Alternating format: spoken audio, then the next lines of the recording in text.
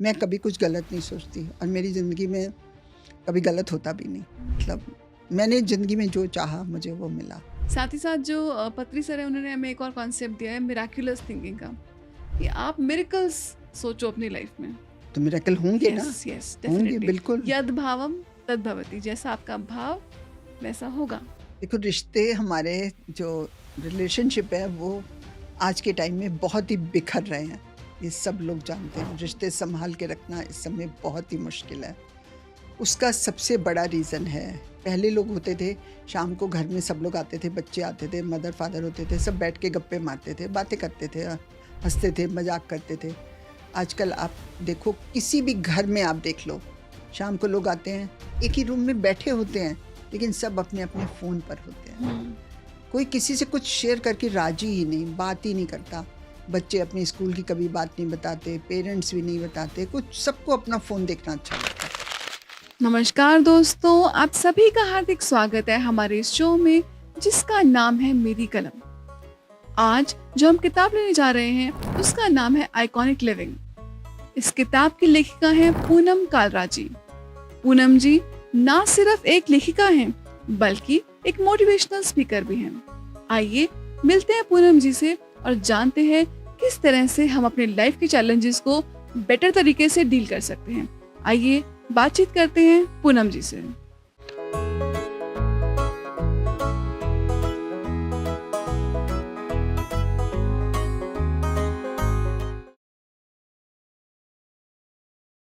तो पूनम जी, आप एक मोटिवेशनल स्पीकर हैं, आप एक ऑथर हैं और काफ़ी लोग आपको सुनने के लिए बेताब रहते हैं। यस। अब मैं आपसे ये जानना चाहूँगी कि ये सारी जर्नी आपकी शुरू कैसे हुई? इस सारी जर्नी मैं आपको बताती हूँ कैसे शुरू हुई। जी।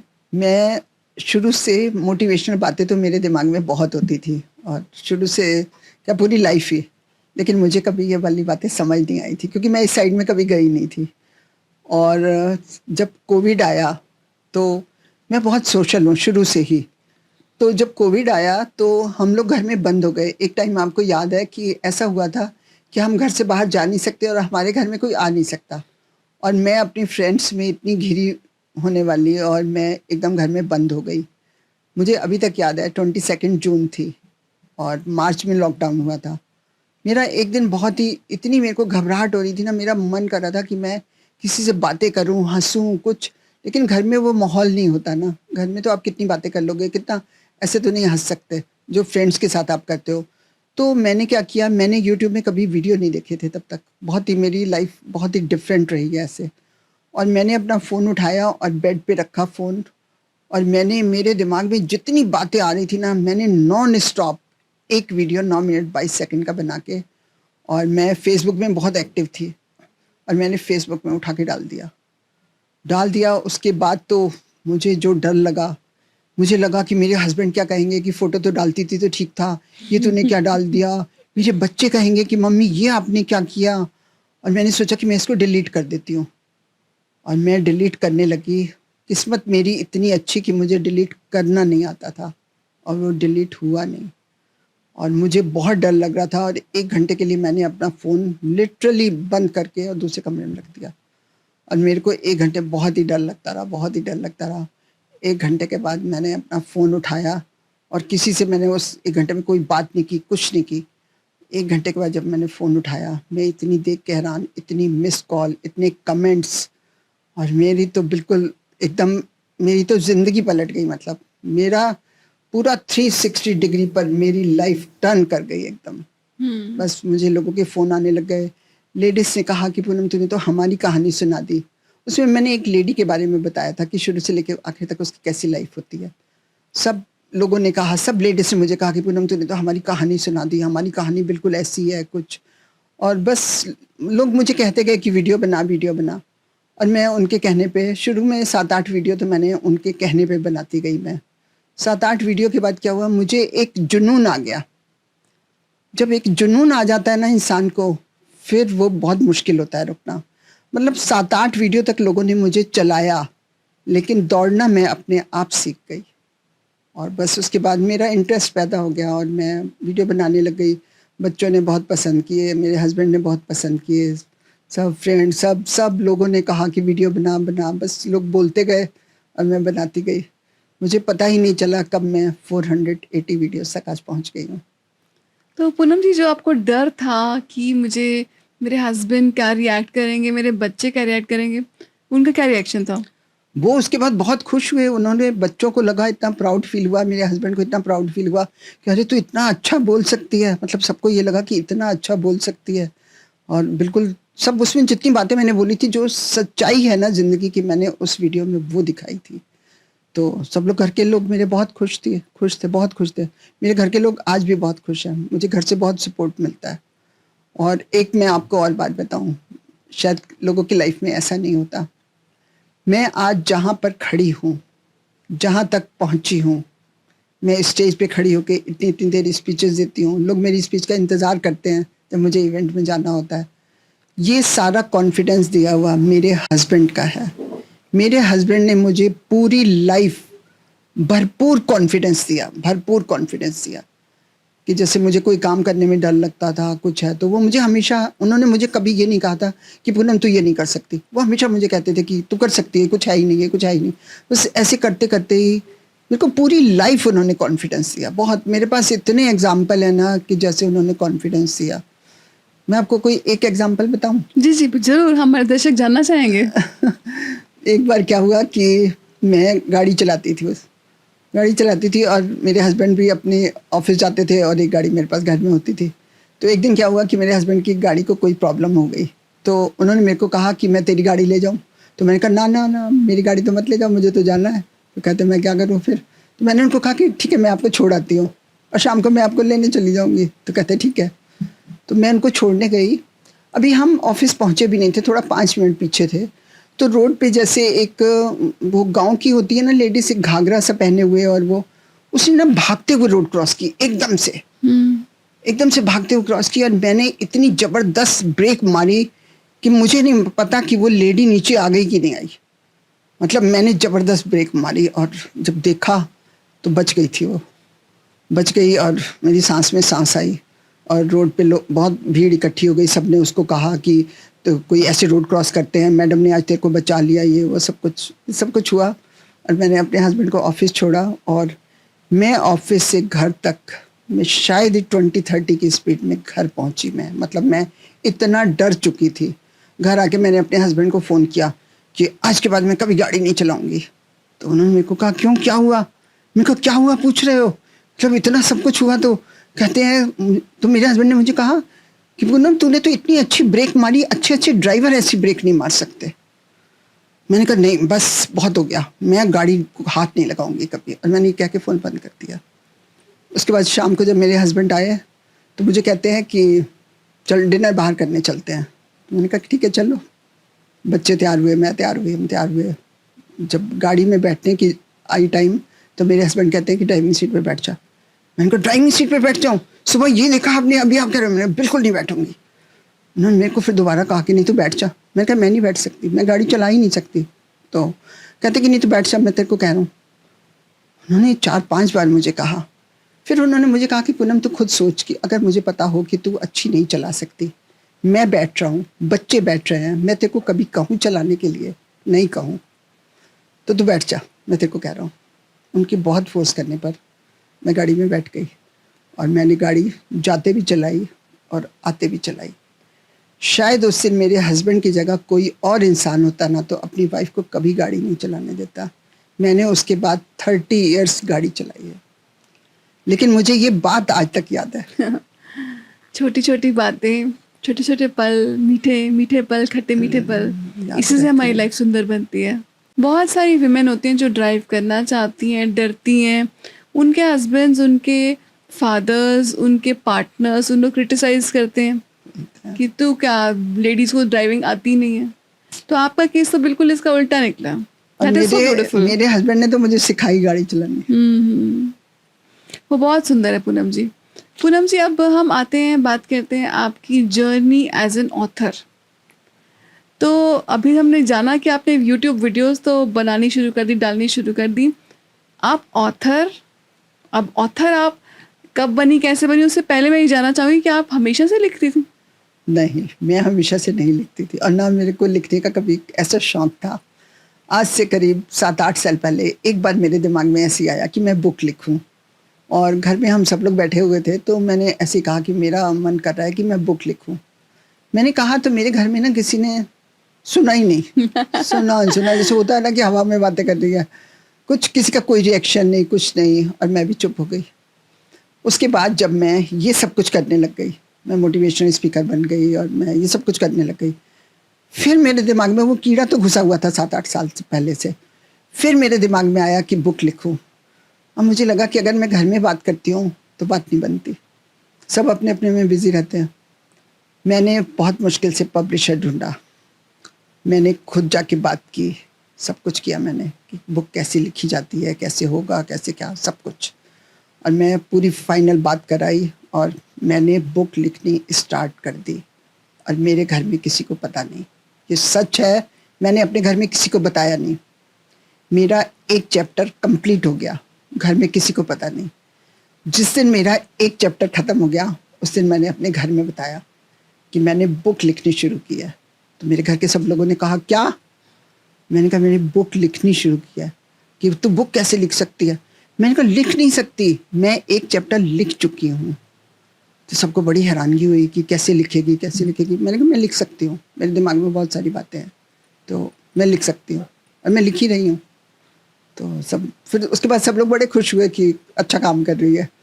तो बस ऐसे फिर एक बुक लिखी, उसका बुक लॉन्च किया, मैं बहुत खुश। इसका बुक का टाइटल क्या था? Live it up. Live it up. तो आपके घर में भी सब लोग खुश हुए, आप भी खुश हुए। पर ये टाइटल का क्या मतलब है, live it up? Live it up, आप अच्छी ज़िंदगी जियो। तो आपने ये इस किताब में आपने लोगों के साथ ये बांटा है कि किस तरह से कि जैसे मैंने घर की लोगों की बातें, जैसे घर में होता है ना कि बच्चों का पेरेंट्स के साथ कैसा बिहेव होना चाहिए, पेरेंट्स का कैसे होना चाहिए, हस्बैंड वाइफ का कैसे होना चाहिए, और कितनी जो जनरल प्रॉब्लम्स होती हैं वो सब आप कैसे कर सकते हो। फिर जो मैंने दूसरी बुक लिखी उसमें भी मैंने ये सब जनरल टॉपिक लिए, जैसे एफर्मेशंस क्या होती हैं, सब कॉन्शियस माइंड लोगों को पता ही नहीं था। मैंने इतने लोगों को एफर्मेशन और सब कॉन्शियस माइंड के बारे में बताया। मैंने उनको बोला कि तुम करो, इसमें बहुत पावर है। क्योंकि मैंने जब इसको प्रैक्टिकल किया तो मुझे रिजल्ट्स मिले। क्योंकि जब तक मैंने कभी भी कहीं भी कुछ भी कहा हो ना, अगर मैंने जब तक उसको अपने पे लागू नहीं किया और ये मैंने देख लिया कि ये वर्क करता है, मैं तभी बोली स्टेज पर और तभी मैंने कुछ लिखा। अभी आप बता रहे हैं हमको पॉजिटिव अफर्मेशंस के बारे में। यस। तो उसके बारे में कुछ बताइए, डिटेल में हमारे दर्शकों को बताइए कि पॉजिटिव अफर्मेशंस क्या हैं, हम उनको कैसे यूज़ कर सकते हैं अपनी लाइफ में। देखिए, एफर्मेशन होती है कि जैसे आपने कभी भी कोई भी काम करना होता है तो आपको उसको पहले सोचना होता है। क्योंकि जब आप सोचोगे नहीं तो आप कैसे कर सकते हो। सबसे पहले आप सोचोगे और तभी कर सकते हो। और अगर आप सोच सकते हो कोई भी बात तो आप कर सकते हो। और इसमें ये होता है कि पहले आप सोच लो, कोई भी चीज़ सोच लो आप, और आप उसको एक बार सुबह बोलोगे, सुबह सो के उठते ही बोलोगे, और दिन में भी आप कभी बोलना चाहो तो बोल सकते हो, और एक बार आप रात को सोने से पहले बोलोगे। और पहले बोलोगे, आप ऐसे बोलोगे जैसे मान लो, मैं अपना एक एग्जांपल देती हूँ कि जब मेरे वीडियो मैं बनाती थी, जब मेरे वीडियो 15-16 वीडियो मेरे बने थे, तो मैंने तब इसको स्टार्ट किया था। तब मैं सुबह उठते सार बोलती थी कि मेरे तो 100 वीडियो बन गए। और दूसरी तरफ मैं कई बार सोचती थी कि पूनम 100 वीडियो तो बड़े आराम से बोलती जा रही है, देखो पता है 16वां वीडियो कौन सा बनाएगी। अब सोचो, मैं इस स्टेज पर थी लेकिन मैं बहुत आराम से बोलती थी कि मेरे तो 100 वीडियो हो गए। सुबह भी बोलती थी, रात को भी बोलती थी, दिन में भी कई बार बोलती थी। मतलब आपने ये नहीं बोलना होता कि 100 वीडियो बनेंगे, आपने बोलना है 100 वीडियो बन गए। राइट। आप जिस काम के लिए भी सोच रहे हो ना, आपने बोलना है कि ये काम हो गया। आपका तो वो काम हो जाएगा। आप कभी भी ट्राई करके देखना। मैं आपको बिल्कुल सच बता रही हूँ, मैंने बहुत सारी चीज़ें ऐसे करी हैं कि मैंने सुबह भी बोला, मैं तो दिन में भी कई बार बोलती हूँ, और रात को सोते समय। मतलब ये 2 टाइम तो पक्के हैं। दिन में भी मैं तो बहुत बोलती रहती थी कि 100 वीडियो हो गए, 100 हो गए। तो फिर लेकिन मैंने एक काम और किया था, मैंने एक कागज़ पे नोट करके अपने पास रख लिया था कि मेरे 100 वीडियो बन गए हैं। एक कागज़ पे लिख के और मैंने रख लिया था वो, और फिर मैं बोलती थी और मुझे पता ही नहीं चला कि मैं 15 वीडियो से 100 वीडियो तक कैसे पहुंच गई। मैं सच में नहीं जानती मैं कैसे पहुंच गई। 100 के बाद फिर मैंने एक कागज़ पे लिखा, मुझे लगा कि ये तो बहुत वर्क कर रहा है, और मैंने किसी को कुछ बोला नहीं, कुछ मैंने तब तक किसी को कुछ बोला नहीं। उसके बाद मैंने एक कागज़ पे लिखा कि मेरे 200 वीडियो बन गए, और मैंने ऐसे बोलना शुरू किया सुबह भी और रात को भी। लेकिन मानो 200 वीडियो हो गए, मेरे को तो आदत पड़ गई। फिर मेरे को तो लगा कि ये तो बड़ा अच्छा कोई मंत्र हाथ आ गया है। फिर मैंने 300 वीडियो लिख दिए, वो हो गए 400 वीडियो लिख दिए। अब मेरे 480 वीडियोज़ हैं। आज भी मेरे पास पेपर पड़ा हुआ है जिसके ऊपर मैंने लिखा है कि मेरे 500 वीडियो हो गए, और मैं 1000 वीडियो तक पहुंचूंगी, मुझे पूरा विश्वास है। तो ये बताइए पूनम जी, ये सुबह और रात के टाइम में क्या स्पेशल है ऐसा? सुबह जैसे हम सो के उठते हैं एकदम से, तो हमारा दिमाग जो होता है ना उस समय सबकॉन्शियस माइंड में होता है, और जब हम सुबह उठते हैं 5 मिनट के बाद सबकॉन्शियस माइंड में हमारी जितनी बातें होती हैं वो सारा कॉन्शियस माइंड को दे देता है। और फिर जो हमारे दिमाग में वो बातें होती हैं ना, जो आप सुबह बोल रहे हो या पूरी रात आपके दिमाग में रही, वो कॉन्शियस माइंड वो हमारे दिमाग में सारा दिन भर चलती है, और हमारा कॉन्शियस माइंड वो वर्क करता है उस पर।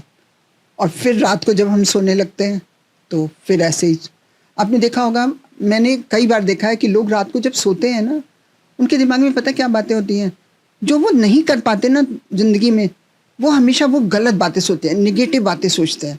और जब वो ये सोचते सोचते सो जाते हैं, उनका कॉन्शियस माइंड बंद हो जाता है, और सब कॉन्शियस माइंड में वो बात चली जाती है, और फिर सब कॉन्शियस माइंड पूरी रात उस पर वर्क करता है, नेगेटिव बातों पर। हाँ, जो भी आपने सोचा होता है नेगेटिव बातों पे वर्क करता है। और जब सुबह हम उठते हैं तो वो सब कॉन्शियस माइंड वो बातें कॉन्शियस माइंड को दे देता है, और फिर कॉन्शियस माइंड सारा दिन भर वो बातें फिर हमारा सारा दिन भर दिमाग खराब रहता है। तो इसलिए सबसे अच्छी बात है कि जब आप रात को सोते हो, सोने से 5 मिनट पहले आप हमेशा अच्छी बातें सोचोगे, जो आप मैनिफेस्ट करना चाहते हो अपनी लाइफ जो में। भी आप लाइफ में कुछ करना चाहते हो, कुछ भी, तो आप वो सोचोगे तो आपकी बातें पूरी होंगी। और ये साइंटिफिकली प्रूफ है। अब मानोगे नहीं, जिस दिन मुझे ये बात पहली बार पता लगी थी ना, मैं रात को 3 बजे तक पढ़ती रही थी, और मेरा दिमाग इतना मतलब कि ये ऐसे कैसे हो सकता है। मैंने रात को 3 बजे अपने ब्रदर को, मेरा ब्रदर यूएस में है कार्डियोलॉजिस्ट, तो मैंने अपने ब्रदर को रात को 3 बजे फ़ोन किया। मेरा ब्रदर कहता पहले तो ये बता सब ठीक है, रात को 3 बजे फ़ोन कर रही है, मैं रियलिटी बता रही हूँ। मैंने कहा हाँ सब ठीक है। तो कहता है कि 3 बजे कैसे फ़ोन कर रही है। तो मैंने उनको बताया, मैंने कहा आज मैंने ऐसे ऐसे पढ़ा है, ये सब कॉन्शियस माइंड ये क्या है, मतलब ये सचमुच कुछ है या ऐसे ही है। तो मेरे ब्रदर ने कहा कि ये सचमुच वर्क करता है। उसके बाद से मेरे दिमाग में कोई बात आती थी तो मैं वैसे ही करती हूँ, मैं आज भी वैसे करती हूँ, और मेरी सारी बातें पूरी होती हैं। Wow, that is so amazing कि मतलब ये कॉन्फिडेंस कि मेरी बातें पूरी होती हैं। यस, हम अगर मैनिफेस्ट करना भी चाहते हैं, हम बड़े शक के घेरे में कि नहीं पता नहीं होगा कि नहीं। अब मैं आपको बताती हूँ, मैं आपको यहीं पे रोकती हूँ। आप जो शक कह रहे हो ना, वो शक नहीं होता, वो हमारी नेगेटिव थिंकिंग होती है। जब आप कुछ भी सोचते हो, नेगेटिव सोचते हो ना, वो नेगेटिव ही होता है। अगर आप पॉजिटिव सोचते हो ना, वो पॉजिटिव ही होगा आपकी लाइफ में। और मैं 100% पॉजिटिव, क्या मैं अपने आप को 1000% पॉजिटिव पर्सन कहती हूँ। मैं कभी कुछ गलत नहीं सोचती, और मेरी ज़िंदगी में कभी गलत होता भी नहीं। मतलब मैंने ज़िंदगी में जो चाहा मुझे वो मिला। जी, तो आपने हमें बताया नेगेटिव थिंकिंग, पॉजिटिव थिंकिंग, साथ ही साथ जो पत्री सर है उन्होंने हमें एक और कॉन्सेप्ट दिया है मिराक्युलस थिंकिंग का, कि आप मिरेकल्स सोचो अपनी लाइफ में तो मिरेकल होंगे ना। यस होंगे, बिल्कुल। यद भावम तद भवति, जैसा आपका भाव वैसा होगा। वही मैंने कहा ना आपको, जैसे मैंने अभी आपको बताया कि जो आप सोचोगे वही होगा। राइट। कुछ भी करने के लिए पहले आपका सोचना बहुत जरूरी है। जो आप सोचोगे आपकी जिंदगी में वही होगा, ये बिल्कुल 100% कंफर्म है। मैंने बहुत बहुत बार अपनी लाइफ में आजमाया हुआ है। मतलब 3-4 साल से तो मैं इसी लाइन में बस यही करती हूँ। पूनम जी, आप बहुत हेल्थ कॉन्शियस भी हैं, तो ये हेल्थ के प्रति आपको आकर्षण हुआ कैसे? हेल्थ के प्रति मैं अभी असल में क्या है कि मैं अभी लोगों को देखती हूँ, अभी क्या मैं बहुत सालों से देख रही हूँ, मैं बहुत सालों से बहुत हेल्थ कॉन्शियस हूँ। बहुत सालों से देखती हूँ कि लोग जंक फूड खाते हैं, इतना खाते हैं, फिर कोल्ड ड्रिंक है, जूसेस हैं, सब रेडीमेड पीते हैं कुछ, और वो सब कुछ मतलब उनमें इतने केमिकल्स होते हैं, इतने केमिकल्स होते हैं ना, भरे पड़े होते हैं केमिकल से। मैं आपको एक एग्जांपल देती हूँ, मतलब जैसे आप मान लो किसी भी चीज़ का जूस, मान लो लीची का जूस है, लीची के जूस की बॉटल हमें 100 रुपीज़ की मिलती है मार्केट में, ठीक है। बहुत खुश होकर लोग घर लाते हैं, पीते हैं, सब कुछ। अब मैं आपको उस बॉटल की कहानी बताती हूँ।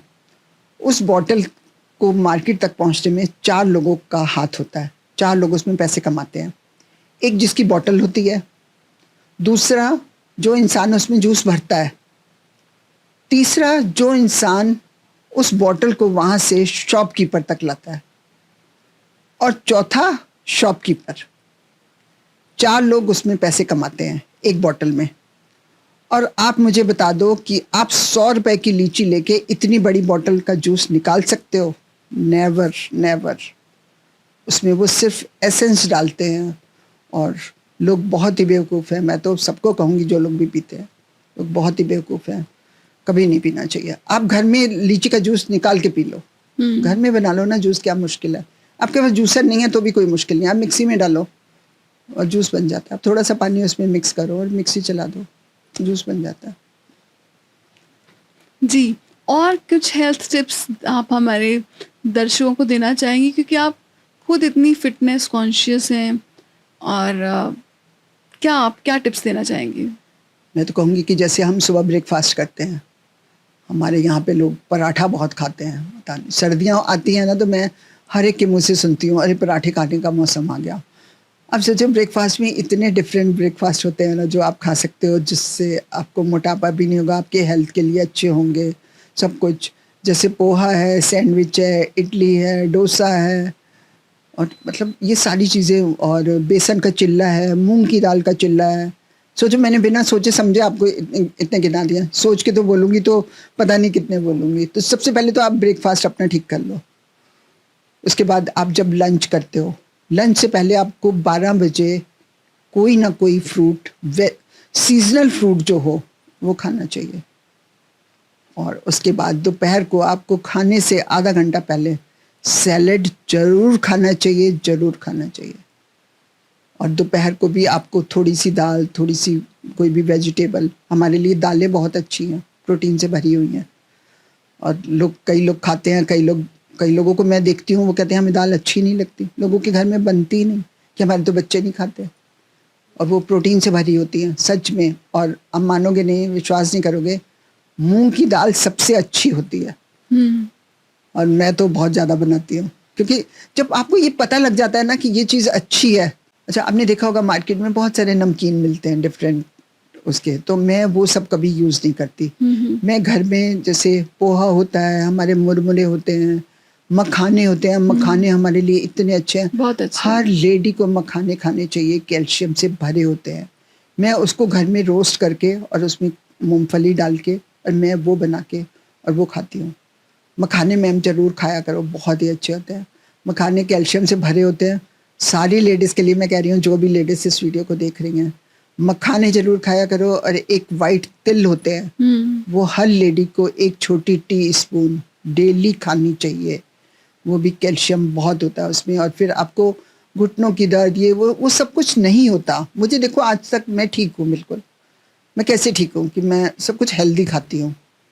और फिर रात को आपने ना सिर्फ आप हेल्दी खाती हैं, आप हेल्दी सोचती भी हैं, सोचती भी हूँ, और आप उन पॉजिटिव मैसेजेस को पूरी दुनिया तक पहुंचाती भी हैं। मैं बोलती भी तो हूँ। ये तो मतलब ये तो हर तरफ से आपने कवर कर लिया हेल्थ को, कि बोलना भी, खाना भी सही, बोलना भी सही, सोचना भी सही, और बांटना भी, चारों तरफ से आपने उसको खेल लिया। यस। तो अभी आप मैम मूंग की दाल की बात कर रहे थे, तो मैं बड़ी एक्साइटेड हूँ आपके साथ ये शेयर करने के लिए कि हमारे बुद्धा फूड्स शो पर हमारा मूंग दाल का डोसा है, जो उसका जो चीला कह लीजिए, डोसा कह लीजिए। सो वो इतना न्यूट्रिशियस, फुल ऑफ न्यूट्रिशन, क्योंकि आप उसको रात को भिगो कर रखते हैं और सुबह बनाते हैं उसको, सो वो थोड़ा स्प्राउट भी हो जाता है। तो स्प्राउट का भी न्यूट्रिशन और मूंग दाल का भी न्यूट्रिशन। बिल्कुल। यस। सो मैं अपने दर्शकों को कहना चाहूँगी कि बुद्धा फूड्स ज़रूर देखिए। बिल्कुल जी। सो मैम आपने बहुत रिश्तों पर बहुत बातचीत करी है। लोग आपके पास रिश्तों की गांठों को सुलझाने आते हैं। आप कोई एग्जांपल शेयर करना चाहेंगे? हाँ, मैं बताती हूँ आपको। देखो, रिश्ते हमारे जो रिलेशनशिप है वो आज के टाइम में बहुत ही बिखर रहे हैं। Yes. ये सब लोग जानते हैं। True. रिश्ते संभाल के रखना इस समय बहुत ही मुश्किल है। उसका सबसे बड़ा रीज़न है, पहले लोग होते थे, शाम को घर में सब लोग आते थे, बच्चे आते थे, मदर फादर होते थे, सब बैठ के गप्पे मारते थे, बातें करते थे, हंसते थे, मजाक करते थे। आजकल आप देखो, किसी भी घर में आप देख लो, शाम को लोग आते हैं, बैठे होते हैं, एक ही रूम में बैठे होते हैं, लेकिन सब अपने अपने फ़ोन पर होते हैं। कोई किसी से कुछ शेयर करके राजी ही नहीं, बात ही नहीं करता। बच्चे अपने स्कूल की कभी बात नहीं बताते, पेरेंट्स भी नहीं बताते, कुछ सबको अपना फ़ोन देखना अच्छा लगता है। ऐसे लगता है जैसे सबसे ज़्यादा इम्पोर्टेंट काम है। मैं तो सबको ये कहूँगी कि सबसे पहले तो जब आप घर आते हो ना, 1 घंटा आप बिल्कुल सारे फ़ोन एक तरफ रख दो और 1 घंटा आप अपनी फैमिली के साथ बातें करो। सब शेयर करो कि आपका दिन आज कैसा निकला। सबसे पहले तो आप वो करो। उसके बाद जैसे हस्बैंड वाइफ होते हैं, वाइफ होती है सारा दिन इंतज़ार कर रही होती है कि कब मेरा हस्बैंड आए और मैं उससे बात करूं। जब हस्बैंड आता है तो भी यही हाल होता है, वो अपने फ़ोन पे रहता है। कभी फ़ोन आ रहे होते हैं, कभी फ़ोन कर रहा होता है, फिर टीवी चल जाता है, हस्बैंड्स को न्यूज़ देखनी होती है। तो वाइफ तो बेचारी सोचती ही रह जाती है कि मैं बात कब करूं। मैं सारे हस्बैंड्स को कहती हूँ कि जब अपने काम से आते हो आप, तो अपनी वाइफ को आधा पौना घंटा ज़रूर दो कि वो आपके साथ बैठ के कुछ बातें शेयर करे, क्योंकि वो सारा दिन भर से इंतज़ार करती है। तो ये तो आपने टिप दी हस्बैंड्स को। कुछ वाइफ को भी टिप्स देंगी हस्बैंड के लिए? वाइफ तो बेचारी वेट ही कर रही होती है। अच्छा, वाइफ को भी मैं टिप देती हूँ। मैं एक टिप और देती हूँ जो वाइफ हस्बैंड दोनों के लिए। अब देखो, हम लोग होते हैं, हमें कई बार लगता है कि हम एप्रिशिएट करें बाहर के लोगों को। हम हमेशा यही होता है ना कि बाहर के लोगों को हम एप्रिशिएट करते हैं। हम सोचते हैं कि घर के लोगों को क्या एप्रिशिएट करना, घर के लोगों को तो एप्रिशिएट ही नहीं करना। तो अगर आपके हस्बैंड ने कोई बहुत अच्छी शर्ट पहनी हुई है और उस पर कलर बड़ा सूट कर रहा है, तो उसको बोलो कि भाई आज तो तेरी शर्ट बहुत अच्छी लग रही है, तेरे पे ये कलर बड़ा सूट कर रहा है। आपका हस्बैंड 2 बारी मिरर के आगे खड़ा होकर आएगा। और ऐसे ही मैं हस्बैंड को भी कहती हूँ कि आप भी अपनी वाइफ को, कभी उसने साड़ी बहुत अच्छी पहनी होती है, उस पर बहुत जच रही होती है, कभी उसका हेयर स्टाइल अच्छा लग रहा होता है, कभी उसके ईयररिंग्स बहुत अच्छे लग रहे होते हैं, कभी उसकी कोई चीज़ भी अच्छी लग रही होती है, कभी तो आपको अपनी वाइफ अच्छी लगती है। जब अच्छी लगे फ़ौरन बोल दो, रुको मत, फ़ौरन बोल दो क्या तेरी ये चीज़ बहुत अच्छी लग रही है। वो भी उसके बाद 2 बार मिरर के सामने खड़ी होकर आएगी। और तारीफ सुननी तो आपको पता है हर एक को अच्छी लगती है। ऐसे एक पॉजिटिव रीइंफोर्समेंट होता है, एक पॉजिटिव कम्युनिकेशन होता है हस्बैंड और वाइफ के बीच में। तो अगर हम इसको तारीफ की तरह ना भी सोचें तो भी एक कम्युनिकेशन, एक अच्छी पॉजिटिव कम्युनिकेशन, हेल्दी कम्युनिकेशन है, बिल्कुल है। और अब तारीफ भी क्यों ना करो, आप बाहर हाँ। के लोगों की इतनी तारीफ करते हो। बाहर आपकी फ्रेंड को भी बहुत अच्छी लग रही होती है, बोलते हो ना कि अरे यार आज तेरा सूट बड़ा अच्छा लग रहा है, बोलते ही है ना हम। तो घर के लोगों ने कौन से पाप किए होते हैं कि घर के लोगों को अप्रिशिएट ना करो। तो मैम हमने अभी आपने हस्बैंड वाइफ के रिलेशन के बारे में बातचीत करी। एक और बड़ा इम्पॉर्टेंट रिश्ता है सभी का अपने बच्चों के साथ। और आजकल हम देख रहे हैं कि माँ बाप हमेशा कंप्लेन करते हैं कि पढ़ता नहीं है, कपड़े ठीक से नहीं पहनता, कमरा कितना गंदा रखता है, मार्क्स बड़े गंदे लाता है। एक पेरेंट्स से आप उनकी उनकी दुखती रह गई है, आप छेड़ेंगे तो वो बोलते ही जाएंगे। तो कुछ ना कुछ तो गड़बड़ हम कर रहे हैं अपने बच्चों को ब्रिंग अप करने में कि वो क्यों, इसका क्या कारण है और उसका क्या सोल्यूशन क्या है। जो हमें एक दूसरे से इतनी शिकायतें हैं, हमें बच्चों से इतनी शिकायतें हैं, इनको हम कैसे दूर करें? अब मैं आपको बताती हूँ, ये साइकोलॉजी कहती है, ये साइकोलॉजी कहती है, मैं नहीं कह रही, साइकोलॉजी कहती है कि हम बच्चों को सारा दिन भर जैसा बोलते हैं बच्चे वैसा बनते हैं। ओके। अगर हम सारा दिन उनकी कमियां उनको गिनाते रहते हैं ना, तो बच्चे वैसे बन जाते हैं। आपने बच्चों की कमियां कभी नहीं बतानी, उनको बतानी ही नहीं है। उनकी जितनी क्वालिटीज़ है ना, उनको वो सारा दिन भर में उनको वो बताते रहो कि तू कमरा बहुत साफ रखता है, तू तो ये बहुत अच्छा करती है, जितनी अच्छी बातें, बच्चों में अच्छी बातें भी तो होती हैं, यस। जितनी अच्छी बातें हैं वो ढूंढ ढूंढ के उनको बतानी है। आप जैसा बोलोगे उनको, आपका बच्चा वैसा ही बनेगा। ये साइकोलॉजी कहती है, ये मैं नहीं कह रही। तो इसलिए आप बच्चे की जितनी भी आपको बातें नहीं अच्छी लगती है, वो कभी भी रिपीट मत करो, कभी भी मत कहो उनको। उससे कोई फ़ायदा नहीं है, कोई फ़ायदा नहीं है, कुछ नहीं मिलेगा आपको। लेकिन अच्छी बातें बोलोगे ना, तो बच्चे के दिमाग में वो सब कुछ जाता है और बच्चा वैसा ही बनता है। राइट। मैं ये टॉपिक बहुत बार अपनी स्पीचेस में बोलती हूँ। तो ऐसा कोई केस आया मैम आपके पास माँ बाप के रिश्ते का, जहाँ पे माँ बाप जो बच्चे को अप्रिशिएट नहीं करते और आपने उनको सही राह चलने का कुछ गाइडेंस दिया हो? बिल्कुल बिल्कुल। कई बारी मदर्स कहती हैं कि हमारा तो बच्चा कहना ही नहीं मानता है, कहना ही नहीं मानता, ना वो कमरा साफ रखता है, ना वो ये करती है, ना वो करती है। इतनी शिकायतें वो कहते हैं, करते हैं बिल्कुल, कि हम क्या करें। मैंने ये बहुत लोगों को सजेस्ट किया है कि आप ये मत करो जो कर रहे हो। वो खुद ही बताते हैं कि हम सारा दिन भर उनको ये बोलते रहते हैं। तो मैंने एक लेडी से तब पूछा, मैंने कहा आपने उसको सारा दिन भर में आज का मुझे बता दो, सारा दिन भर में आज आपने उसको क्या अच्छी बात कही, आज की बात बता दो बस। उसे कहा कि अच्छी बात कुछ कहने लायक ही नहीं होती, अच्छी बात कुछ कहने लायक ही नहीं होती। मैंने कहा आपके बच्चे में कोई अच्छी बात नहीं है। मैंने कहा 2 मिनट सोचो, आप सोचो। मैंने कहा मैं आपको 5 मिनट दे रही हूँ, सोचो कि आपके बच्चे में कोई अच्छी बात है। 5 मिनट बाद उसने बोला कि हाँ अच्छी बातें हैं। मैंने कहा आपको सोचने के बाद समझ आया कि उसमें अच्छी बातें हैं। जो आपको समझ आया ना अच्छी बातें, कल से आप वो बोलोगे उसको। और जो आपको गलत बातें नजर आ रही हैं वो आप कभी नहीं बोलोगे उसको। अगर आप चाहते हो कि आपका बच्चा अच्छा निकले तो उसको समझ आया। फिर उसने कहा कि हाँ मैं गलती करती हूँ, मैंने उसको अच्छी बातें कभी नहीं कही। ये तो हमने बात करी माँ बाप की और उनके बच्चों के रिलेशन की।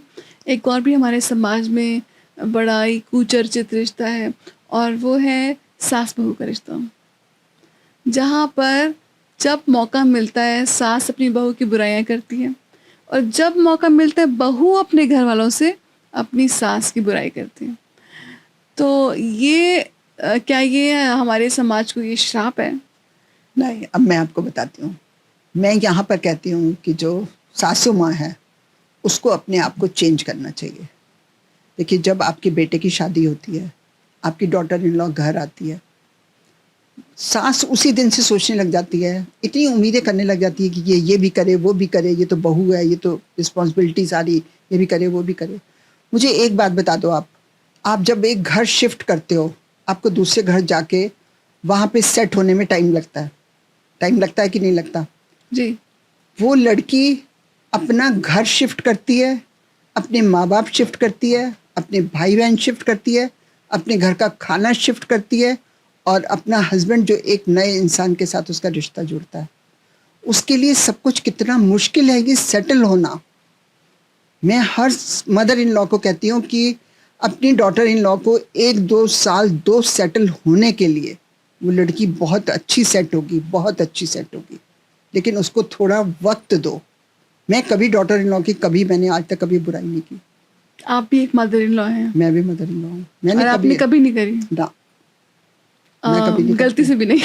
मैं कभी नहीं करती, क्योंकि मैं जो लोगों को समझाती हूँ, मैं वो गलती कैसे कर सकती हूँ। क्योंकि मैं ये समझती हूँ ना कि देखो, एक लड़की का सब कुछ चेंज हो गया। आपके घर वो आई और आते ही आप उससे इतनी सारी चीजें चाहने लग जाओ। आप उससे वो चीजें चाहो जो आपकी जब बेटी की शादी होती है ना, जो आप चाहते हो ना कि आपकी बेटी के साथ उसके ससुराल वाले बिहेव करें। प्लीज, सारी सासें वो बिहेव अपनी डॉटर इन लॉ से करेंगी तो उन्हें कभी कोई कंप्लेन ही नहीं होगी। डॉटर इन लॉ से कोई कंप्लेन नहीं होगी कभी भी। मैं सच बता रही हूँ आपको। और वो डॉटर इन लॉ जो सारा टाइम कंप्लेन करती रहती है कि मेरी सास इतनी बुरी, इतने ताने देती है, क्योंकि सासू माँ जो बोलती रहती है कुछ ना कुछ, सुबह उसको उठा देगी। अरे अगर वो सोई हुई है तो क्या हो गया? आप पहले भी सारी जिंदगी काम करते रहे हो, आपके घर में मेड हैं, काम करने वाले लोग हैं। अगर आपकी डॉटर इन लॉ 8 बजे तक नहीं उठी, उसकी नई शादी हुई है, 8 बजे तक नहीं उठी तो क्या हो गया? कल को उसके बच्चे होंगे, स्कूल जाएंगे, अपने आप ही उठेगी। बताओ मुझे। अगर नहीं उठी 8 बजे तक, यार अब ये सोचो, अगर आपकी बेटी होती आप इस जगह पर, वो अपने ससुराल ऐसे हो, तो आप भी चाहोगे ना कि अगर 8 बजे तक वो सोई हुई है तो क्या हो गया? अगर वो भी सोई हुई है तो वो भी किसी की लड़की है। सो मैम, आजकल समाज में एक और प्रॉब्लम देखी जा रही है कि माँ बाप को, स्पेशली जिनकी थोड़ी उम्र हो गई हो, उनको ये लगता है कि बच्चे तो हमें पूछते ही नहीं। तो एक एक एक गैप आ जाता है, एक डिफरेंस आ जाता है माँ बाप के बीच में और उनके बच्चों के बीच में। तो इसके लिए आप क्या कहेंगे? इसके लिए ऐसा है कि देखो, जब लोग 60 के होते हैं या 65 के होते हैं, आजकल 60-65 बिल्कुल यंग एज में आता है। और जब तक आप अपने सारे काम खुद कर सकते हो, सारे काम जब खुद कर सकते हो, तो आप बच्चों से ये चाहते ही क्यों हो? एक्सपेक्टेशंस जो होती है ना, वो सबसे ज़्यादा no आपको खराब expectations. करती हैं। Right, no आपको अपने expectations. बच्चों से कुछ भी नहीं चाहना चाहिए, क्योंकि अगर आप चाहोगे उनसे और वो आपके लिए नहीं कुछ करेंगे तो आपको बहुत तकलीफ होगी।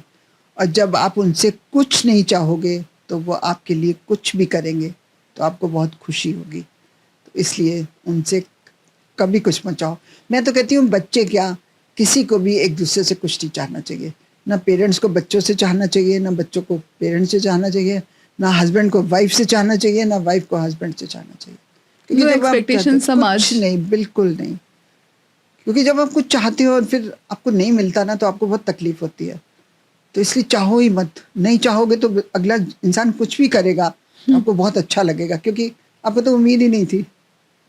मैं तो मैम सच बता रही हूँ, मैं कभी किसी से कुछ नहीं चाहती, फिर कोई भी कुछ करता है तो मुझे बहुत अच्छा लगता है। जी। ये खुशी मेरे हाथ में है। तो मैम, आप एक बड़ी हैप्पी गो लकी पर्सन हैं, आप इतनी यूथफुल भी लगती हैं। तो किस तरह से, मतलब इसकी कोई चाबी है कि हम किस तरह से खुश रहें, हमेशा खुश रहें? इसकी मैं आपको एक दो बातें बताती हूँ। एक तो आप देखो कि हम जब अपने पास्ट के बारे में सोचते हैं ना, तो हम बहुत दुखी होते हैं। पास्ट की हम वही बातें सोचते हैं जो हमारी अच्छी नहीं निकली होती, और हम दुखी होंगे। हमें पास्ट के बारे में कभी कुछ नहीं सोचना चाहिए। जो निकल गया वो निकल गया, उसे भूल जाओ। जो बीत गई सो बात गई। बिल्कुल, मैंने देखा है, लेडीज को देखा है मैंने कि पता नहीं 20 पकड़ के बैठी साल रहती पुरानी हैं। बातें, इतना माइंड में इतना कूड़ा भरा होता है ना, कुछ हद नहीं। और मैं हमेशा उनको कहती हूँ कि पास्ट की कुछ याद करना है तो अच्छी बातें याद करो। आप पास्ट की बुरी बातें कभी भी याद मत करो, कभी भी याद मत करो। और फ्यूचर को भी ज़्यादा मत सोचो। जिस भगवान ने यहाँ तक निकाला वो फ्यूचर भी अच्छा ही निकालेगा, वो भी अच्छा ही निकालेगा। अगर आप रोज प्रेजेंट में जीते हो, रोज सुबह आप ये कहते हो कि आज मैं खुश रहूंगी, तो आप तो रोज ही खुश रहोगे, क्योंकि रोज ही आज है, तो आप रोज ही खुश रहोगे। और एक और बात मैं कहती हूँ कि आपको सबसे ज़्यादा खुशी अगर कोई चीज़ देती है ना, तो आपका जो काम करने को मन करता है, जिस भी काम को करने का आपका मन करता है ना, आप वो काम करो। उस काम को करने में आपको जितनी खुशी मिलेगी ना, उससे ज़्यादा खुशी आपको किसी चीज़ से नहीं मिल सकती। बस लोगों को ये जिस दिन समझ आ गया ना, उनको लगेगा खुशी की चाबी हमारे अपने हाथ में है। Right, right. आपको कोई दूसरा इंसान खुश नहीं रख सकता अगर आप खुद नहीं खुश रह सकते तो इसलिए जो काम अच्छा लगता है वो जरूर करो, जरूर जरूर करो। तो पूनम जी, आज आप हमारे साथ जुड़ी और आपने हमारे दर्शकों को इतनी वैल्यूएबल टिप्स दी बेहतर रिश्ते बनाने के लिए और सब कुछ एक्सपेक्टेशंस ना रखने के लिए। तो आपका बहुत बहुत धन्यवाद हमारे साथ जुड़ने के लिए। Thank you so much. तो दोस्तों, ये थी हमारी बातचीत पूनम काला जी के साथ। हमने जाना किस तरह से हम लाइफ के चैलेंजेस को बेटर डील कर सकते हैं, जो चाहें उसे कैसे मैनिफेस्ट कर सकते हैं, किस तरह से अपने सबकॉन्शियस माइंड की शक्ति का इस्तेमाल कर सकते हैं। अगर आप ये एपिसोड टीवी पर देख रहे हैं तो हमें यूट्यूब पर सब्सक्राइब करना ना भूलें, और अगर यूट्यूब पर देख रहे हैं तो अन्य सोशल मीडिया प्लेटफॉर्म्स पर हमें फॉलो करना ना भूलें। आप सभी का बहुत बहुत धन्यवाद।